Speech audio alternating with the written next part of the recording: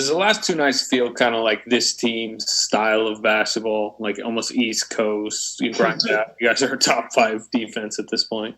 It's funny that you say that. I was walking into the locker room and Ron Adams said that exact comment to me. He said, "Who knew we were going to become an East Coast team? Grinding it out and relying on our defense. And it's not pretty. It's not pretty, but it's really a tough-minded group, and they compete. I mean, Kelly's just getting knocked around out there, and Steph was exhausted. I think Steph's defense this year has been totally overlooked because everybody's locked in on his scoring and shooting, but his defense has been fantastic. And Draymond just ties it all together. I mean, he made some plays tonight that nobody on earth can make just because of his brain, his anticipation, his physicality. He dug out a loose ball late in the game that looked like he had no chance at, and nobody else on earth was going to beat him to that loose ball. So Draymond was just tremendous tonight, and hell of a grind out win.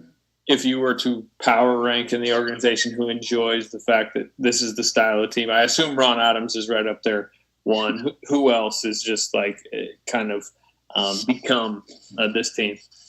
Well, maybe Jaron Collins, since he's the defensive coordinator, but definitely Ron appreciates this. And, I'm still of the mindset that we can do both, that we can get better offensively and continue to play great defense.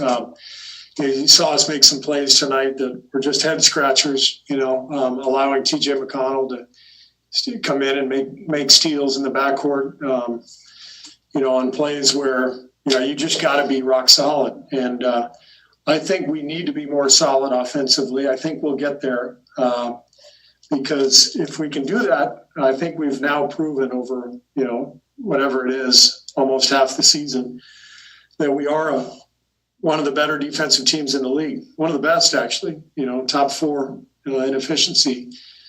So we've just got to put it together to really get over the hump. And we've got the potential to do so. But we've got to get better in our decision-making, just our awareness offensively. But I couldn't be prouder of the effort these guys put forth every night.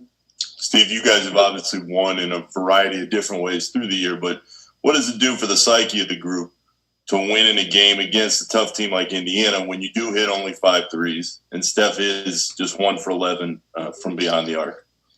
Yeah, especially coming off those 2 difficult losses in Orlando and Charlotte, and then to go back-to-back New York, Indiana, 2 very physical teams, to win these 2 games when we were clearly exhausted by the end is just a huge lift for us. And, it's going to be a much, much better flight home after the win. And we got a quick turnaround. We got Charlotte coming up in a couple of days. So hopefully we can find a way to win a 3rd game in a row. Steve, you have said throughout the season that you don't need Draymond to score. Tonight he gave you some offense. Do you need him to score? Does that statement hold true when teams ignore him? Well, tonight we needed him to score just because we only made 5 threes. And, so every game is a little bit different. I think in general, we don't really need Draymond to score. We need him to do what he does energy-wise, defense-wise. But there are going to be nights like tonight where the ball's not going in the hoop. And if we can get a few hoops and a few free throws from Draymond, then that may put us over the top. Did you see some restraint from Draymond as well tonight? He picked up his 4th and 5th fouls in that 4th quarter. Some teammates were getting knocked around, but he kept it buttoned up. Draymond knows how to play with fouls. He's just so smart. He knows when he can take a risk, when he can't. And when he got his 5th, there was no thought about taking him out. I mean, we just got to ride with him, and his defense and rebounding and just plays down the stretch really allowed us to secure the win.